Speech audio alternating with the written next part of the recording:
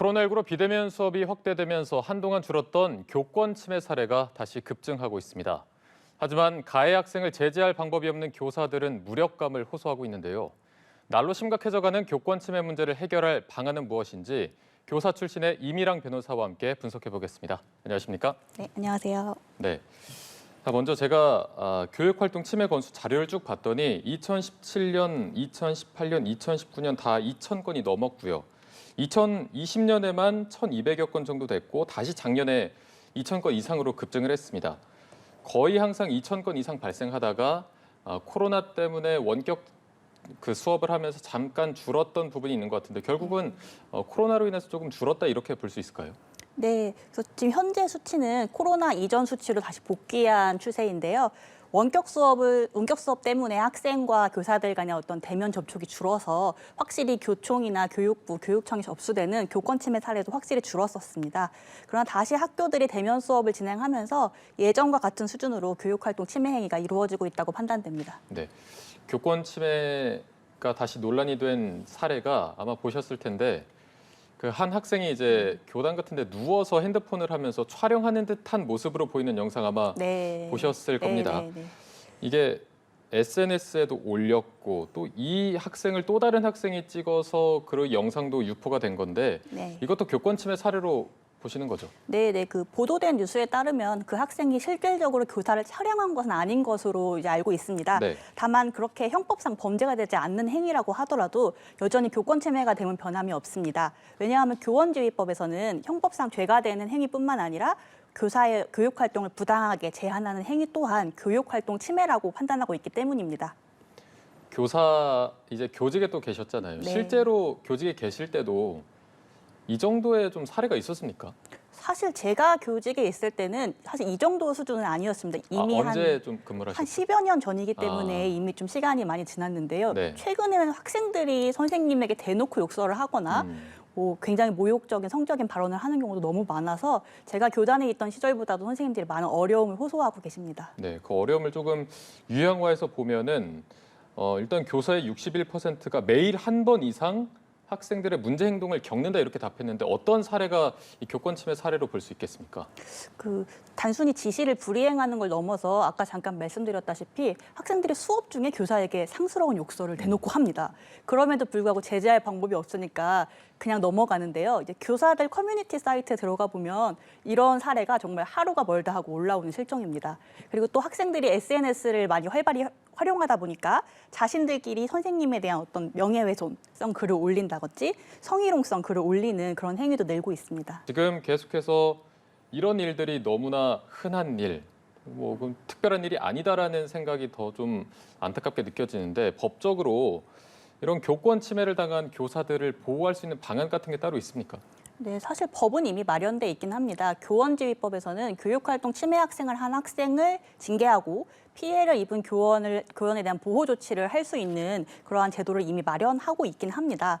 그런데 다만 이러한 제도 또한 여러 가지 절차를 거쳐야 되는데요. 피해 교원이 직접 신고를 하고 학교 내 학부모들과 교사로 구성된 학교 교권보호위원회 심의를 거쳐야 하고 그 교권보호위원회 심의를 거친 다음 학교장이 징계 처분을 할 수 있습니다. 따라서 많은 선생님들께서는 그 과정조차 좀 부담스러워하시고 특히 학부모위원들에게 자신이 손가락질 받을 수 있다는 것. 예를 들면 교사가 제대로 하지 못했으니까 이런 일이 발생한 것이 아니냐라는 그런 심리적 부담감도 가지고 계신 분들이 많은 것으로 보입니다. 네, 절차를 지금 말로만 들어도 복잡한데 이걸 실제로 하려면 네. 시간도 들고 비용도 더 들 테고 더 복잡할 텐데 이런 경우도 있다고 하더라고요. 아동 학대로 오히려 또 고소를 당했다고 네, 합니다. 네. 말도 안 되는 왜 내 아이만 성을 더 붙여서 불러서 차별을 하느냐, 정서적 학대다 네. 이런 사례도 있다고 하는데 이런 부분 때문에 더 좀 고소 고발하기가 어려울 것 같습니다. 네, 맞습니다. 실제로 제가 수행하고 있는 대부분의 사건이 이런 사건입니다. 요새는 선생님이 아이를 큰 소리로만 불러도 그것이 정서적 아동학대라고 주장을 하고 있고 수사기관에서도 신체적 접촉이 없는데도 아동학대로 인정하는 사례가 너무너무 많이 늘어나고 있습니다. 때문에 선생님들께서 문제 학생을 잠시 타임아웃 시킨다고 하죠. 수업에서 잠시만 배제해도 그것조차 아동학대라고 보는 추세이기 때문에 또 선생님들께서는 교권을 주장하시기가 너무 어려운 상황입니다. 네, 어떻게 좀 강한 주장을 내기에도 네. 그걸로 다시 역고소를 당할 수 있는 사례라 더 조심스러운 것 같은데 실제로 이런 사건들을 좀 많이 다루시면서 교사분들께서 이 고소고발하는 걸 많이 주저한다고 합니다. 실제 자료를 봐도 그렇고 어떤 이유 때문에 주로 좀 주저를 하시나요? 네, 아무래도 일단 학생이기 때문에 자신이 가르치는 학생을 형사 고소한다는 것이 심적인 부담이 있을 수밖에 없고요. 또 한 가지는 학부모의 민원 때문입니다. 네, 이제 아무래도 학부모님들이 권리 주장 의식이 좀 강해지셨기 때문에 네. 뭐 우리 아이가 자살하면 어떡할 것이냐, 선생님 때문에 엇나가면 책임질 것이냐, 뭐 이런 식의 굉장히 수위 높은 압박에 들어오시거든요. 그래서 그러한 것에 부담을 느끼셔서 실제로 고소고발까지는 엄두를 못 내시는 분들이 많습니다. 이런 사례를 겪으면 교사를 해야 되나 이런 박탈감이 너무 많이 올 것 같습니다. 네. 실제로도 좀 그런 경우가 많습니다. 네, 요새 젊은 선생님들은 더 이상 언제까지 교직에 있을 수 있을지 모르겠다면서 어떻게 하면 교사를 그만둘 수 있냐 이런 내용이 심심치 않게 커뮤니티에 올라오고 있습니다. 네. 이런 경우가 있을 때 학교 측은 어떤 입장인지도 궁금합니다. 교사에게 좀 더 참으라고 할지 아니면 교사의 편을 더 들어줄지 실제 학교 사례는 좀 어떻습니까? 이게 좀 학교별로 다르긴 한데요. 아무래도 관리자분들께서는 이 사안을 좀 키우는 걸 부담스러워 하십니다. 왜냐하면 아까 말씀드렸던 것처럼 학부모님들의 민원이 교장교감에게로 오거든요. 우리 아이 잘못되면 책임질 거냐? 소송할 거다. 교장교감도 책임을 물을 것이다. 실제로 선생님뿐만 아니라 교장교감까지 같이 피고로 해서 민사소송을 하는 경우도 왕왕 있거든요. 네. 그렇다 보니까 이제 그런 점들이 조심스러우시고 또 선생님들 어떤 공무원 사회에서는 징계도 좀 위험할 수 있습니다. 어떤 사례 절차를 잘못 처리할 경우에 징계를 받을 수 있다는 그런 걱정도 있으시기 때문에 좀 쉬쉬하시는 분들도 상당수 있는 것으로 보입니다. 이런 사례들을 상담하실 때 뭐라 조언의 말도 하기가 되게 한정되어 있을 것 같은데 좀 어떤 식으로 대처하라고 권고하시는 편입니까? 저도 좀 법조인의 입장에서보다는 그 같은 교직에 있었던 사람으로서 많이 말씀을 드리는데 네. 선생님께서 성향상 이러한 갈등을 다 감당하실 수 있으면 한번 해보시자. 근데 선생님 성향이 좀 너무 소극적이시고 스트레스를 과하게 받는 스타일이시면 참으시라.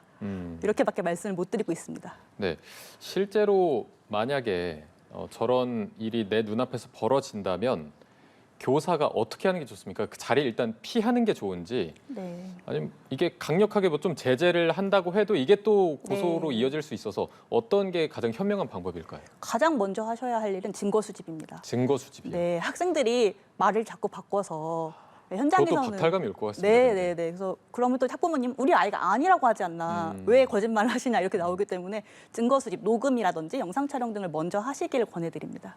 녹음이나 영상 촬영을 하면서 증거를 좀 남겨라. 네. 그건 추후에 이제 고소고발로 가는 사례를 좀 생각했을 때 더 좀 명확히 가기 위해서죠. 네, 교권보호위원회에서도 증거가 없다고 교권 침해 행위를 인정하지 않는 사례들이 있기 때문에 증거는 언제나 중요합니다. 확실히 좀 어려운 상황인 것 같습니다. 그리고 앞서 이제 본부장님이랑 화상 통화하면서 저희가 얘기를 나눠봤지만 서울시교육청이 교권 보호 조례를 만들겠다 이런 입장을 밝히면서 본부장님 입장은 교권 보호 조례가 실효성이 없다. 현장에서는 즉각적인 대응을 할 수 있고 어떤 제재를 실효적으로 할 수 있는 법안들이 필요한데 이런 조례는 좀 부족하다라는 입장이거든요. 어떻게 보십니까? 네, 아무래도 실제로 조례 한계 때문에 조례는 어떤 강제성을 지니기 좀 어려운 부분이 있습니다. 학생이나 학부모의 권리를 제한하기 위해서는 입법으로 이루어지는 것이 타당하고요. 만약에 조례를 통해서 학생과 학부모의 권리를 제한할 경우에는 이제 위임입법의 어떤 한계 때문에 무효가 될 가능성도 있습니다. 네, 그래서 실제로 이번에 입법 예고된 조례안도 제가 한번 살펴보고 들어왔는데 네네. 강제 조항은 없고 이렇게 해서는 안 된다 정도만 있더라고요. 그렇다면은 그걸 위반했을 때 어떻게 해야 될지 어차피 또 다른 실효성 없는 방안은 아닌지 그런 의문이 듭니다. 기존에 있던 교권 보호 조례 같은 경우에는 거의 활용이 잘 안 되고 있는 겁니까? 네, 뭐 내용이 그런 내용입니다. 교권을 보호해야 한다, 뭐 존중해야 한다, 뭐 이런 내용이 원론적인 네, 얘기만. 원론적인 내용이고 강제하는 수단이 없습니다. 그렇다면 아까 이제 생활지도법을 본부장님께서도 얘기를 하셨습니다. 이 생활지도법에 어떤 부분들을 명시해야 교사 입장으로서 또 교직에 계셨으니까 교사 입장에서 어떤 법안들이 가장 실효성이 있다고 보십니까? 그 단순히 교사에게 생활지도권이 있다는 것만 명시하면 참 부족하고요. 예시를 좀 들어주셔야 할 것 같습니다. 교사에게 어떠한 생활지도권이 있다는 것을 외국의 입법례를 참고해서 좀 예시를 들어주는 것이 중요한데요. 그렇지 않으면 또다시 이게 과연 교사의 어떤 훈육권에 내에 있나 라는 분쟁이 또다시 발생할 수 있습니다. 예를 들면 뭐 미국 같은 경우에는 수업 시간에 학생이 문제 행동을 하면 당장 딘이라고 하죠. 그 뭐 생활지도 교사를 불러서 타임아웃을 시킵니다. 바깥으로 내보냅니다.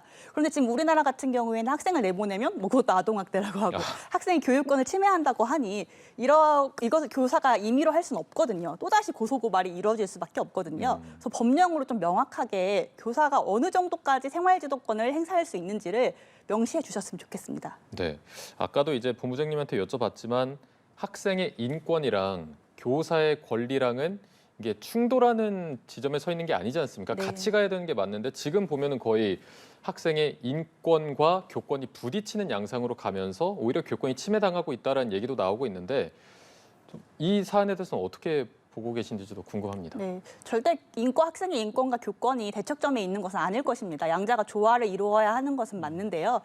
글쎄요, 이게 아마도 과도기에 있지 않나라는 생각을 하고 있습니다. 제 개인적으로는 예전에 과거에 선생님들께서는 많은 권한을 가지고 계셨고 지금 기성세대들은 그것에 대해 좀 불만이 있으신 분들이 많이 계시잖아요. 네네. 그런데 오히려 현재에서는 모든 권한을 빼앗기고 아무런 지도할 수 있는 권한조차 남지 않았기 때문에 중도에 있어야 하는데 너무 극단으로 치닫고 있습니다. 그래서 지금 저희가 논의하는 이러한 어떤 논의들이 시발점이 돼서 좀 개선이 되었으면 좋겠습니다. 네.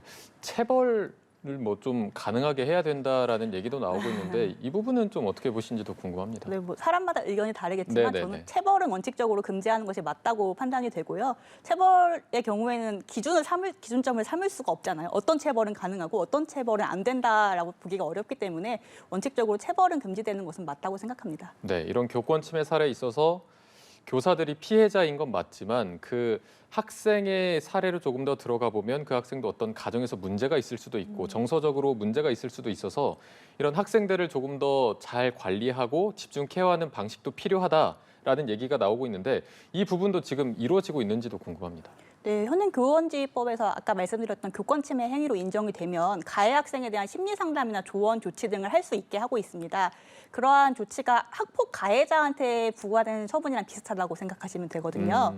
그런데 이제 한계가 있죠. 여전히 교육청 내부 인력 시스템을 통해서 하는 것이고 특히 현재 학생들 같은 경우에는 ADHD나 충동 조절 장애가 있는 경우가 많은데 그런 치료까지는 가능하지 않기 때문에 조금 더 풍성한 인력 풀이 형성이 된다면 좋을 것 같습니다. 네, 알겠습니다. 교권 침해 관련해서 오늘 얘기 나눠봤습니다. 이미랑 변호사와 함께했습니다. 오늘 고맙습니다. 네, 감사합니다.